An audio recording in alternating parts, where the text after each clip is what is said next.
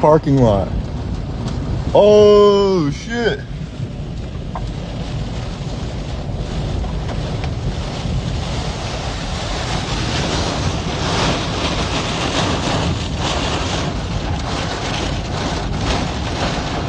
Some of the damage, and it is a lot.